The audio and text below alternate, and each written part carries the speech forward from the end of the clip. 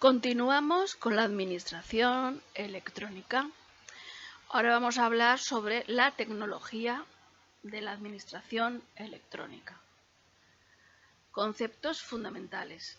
La administración electrónica sería una misión imposible, sin seguridad, que es el problema clave en las TIC e imprescindible en la administración electrónica, ya que se deben mantener las garantías jurídicas de las personas, tanto físicas como jurídicas. De esta necesidad se derivó el uso de la firma electrónica y el certificado digital, como las tecnologías más interesantes para poder aplicar las TIC en las administraciones. Y tanto la e-firma como el certificado digital se basan en sistemas criptográficos. Hay dos tipos de sistemas criptográficos. Uno es la criptografía simétrica y el otro la criptografía asimétrica. Vamos a ver en qué consiste cada uno de ellos. La criptografía simétrica usa una misma clave para cifrar y descifrar mensajes. Emisor y receptor acuerdan la clave que van a usar. Cuando ya la tienen, o cuando ya tienen acceso a ella, el remitente envía información cifrada y el receptor lo descifra recurriendo también a esa clave.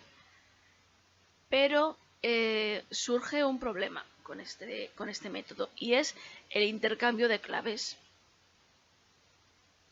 Otro pero es que si son muchas las personas que se tienen que comunicar de esta manera, se requieren muchísimas claves, por lo cual solo resulta interesante si se trata de un grupo pequeño de usuarios, y para los grupos más grandes pues es necesario buscar otra solución. La criptografía asimétrica es un método criptográfico que utiliza dos claves distintas para enviar y recibir mensajes. Estas dos claves pertenecen al mismo usuario, una es pública y la otra privada, y el propietario debe custodiarla para que nadie más pueda acceder a ella.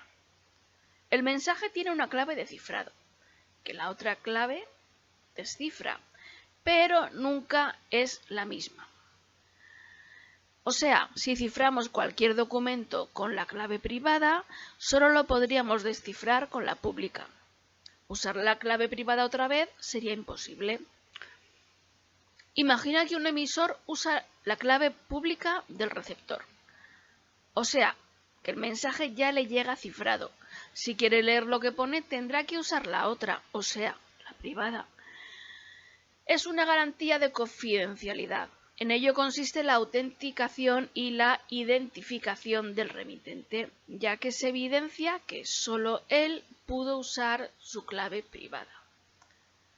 En este sistema, en la criptografía asimétrica, es en el que se fundamenta la firma electrónica, que todos conocemos.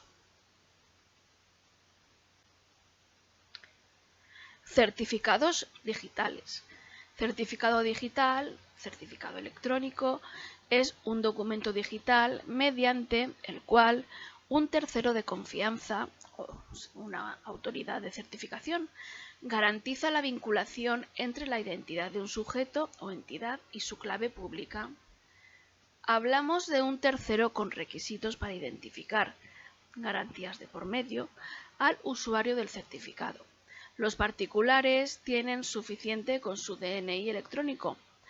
El hecho de que exista una autoridad de identificación asegura que la identidad pueda tener un reconocimiento mucho más universal. Este tipo de certificado se usa tanto para personas físicas como para personas jurídicas. El tercero de confianza les exige los requisitos para garantizar de manera absoluta las identidades acreditadas. En el caso de los particulares, con el DNI, y para las entidades jurídicas se les pedirá la correspondiente acreditación, como por ejemplo las escrituras o los estatutos. En el momento actual todo esto ya no nos choca tanto. O bien hemos recurrido a ello o sabemos de alguien en nuestro entorno que lo usa. Pero lo cierto es que tan solo estamos hablando de un medio electrónico que nos acredita del mismo modo que nos acredita un equivalente en papel. El certificado electrónico mío sería exactamente igual que presentar mi documento de DNI. De todos los formatos que existen para los certificados digitales, los más empleados se basan en el estándar UIT-X509. El contenido habitual de un certificado es el nombre de la entidad certificada, número de serie, fecha de expiración, copia de la clave pública del titular del certificado, que se necesita para verificar su firma digital de la autoridad emisora del certificado, de forma que el receptor pueda verificar que esta última estableció realmente dicha asociación. Una de las maneras, por ejemplo, que podemos ver nuestros certificados digitales es que suelen estar en nuestro ordenador, por lo menos deberíamos tenerlos instalados en el ordenador que usamos para estas cosas. Si estamos dentro de Mozilla, vamos a herramientas, luego a opciones, luego a avanzado, luego pinchamos en cifrado y luego en el botón ver certificados.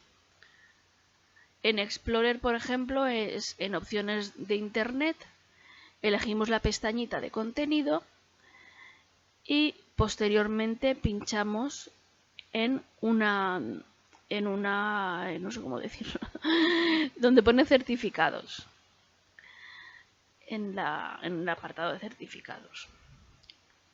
Y nada, aceptar. Las autoridades de certificación son quienes avalan la entidad de los sujetos a los que expiden los certificados, o sea, como una especie de notario dando fe de un hecho jurídico. Avala al sujeto del certificado emitido, firmando con su clave privada los certificados emitidos. Al mismo tiempo pone a su disposición su propio certificado, con una clave pública, lo que le permitirá sus firmas electrónicas. Y por otro lado, dentro de sus servicios está la verificación de la validez del certificado, ya que aunque en ellos se indica su plazo de expiración, pueden ser revocados en cualquier momento. Si bien lo habitual es la emisión de certificados a sujetos, también es posible emitir certificados para autoridades de certificación de un rango menor. El DNI electrónico es el ejemplo más familiar y en su caso la autoridad de certificación raíz es la Dirección General de la Policía. La FNMT, a través del CERES, Certificación Española, ofrece el certificado electrónico reconocido por la amplia mayoría de las administraciones públicas, que es el certificado FNMT clase 2CA. En la foto tenéis la web en la que os podéis descargar el certificado. Los pasos para obtenerlo son los siguientes. Primero, hacer la solicitud del mismo a través de la web. A continuación, la web nos generará un código con el cual nos presentaremos en cualquiera de las oficinas de registros de los organismos acreditados. En la misma web veremos los existentes en nuestra zona, donde presentaremos nuestro DNI para verificar nuestra identidad.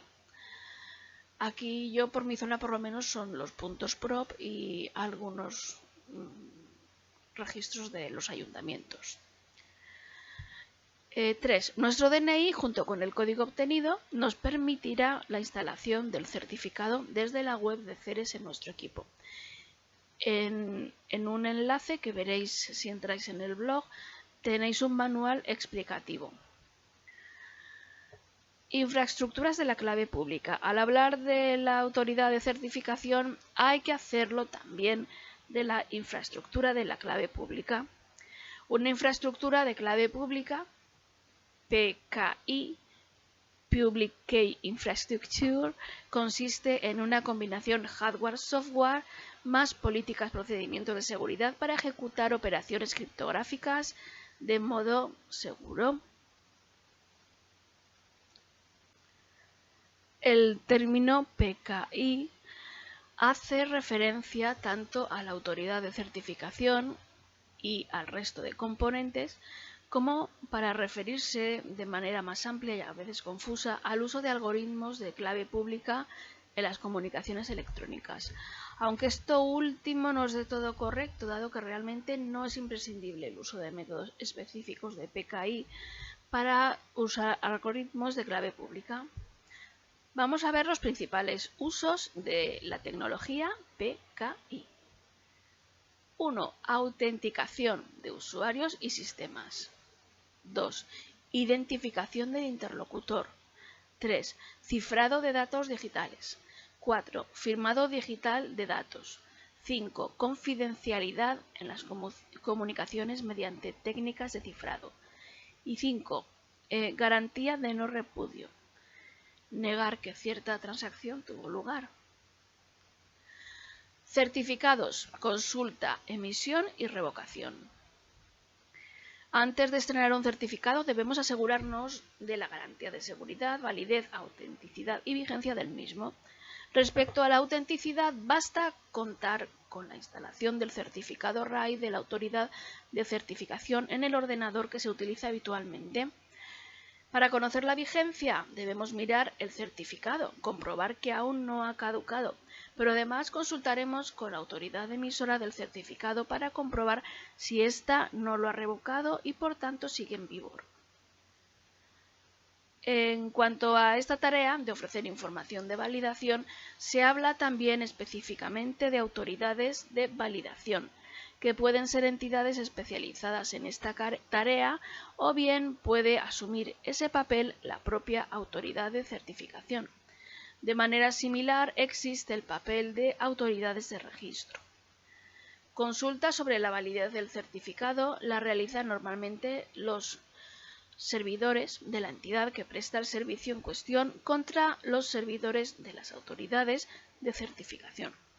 Por ejemplo, si realizamos la declaración del IRPF por Internet, cuando firmamos electrónicamente la declaración, uno de los servidores de la agencia tributaria consultará la FNMT si el certificado que estamos usando se encuentra vigente.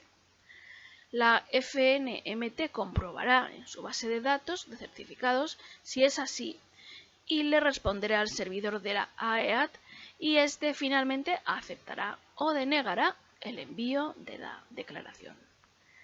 A continuación, y ya para finalizar este texto tan largo, vamos a ver los tipos que existen de certificados.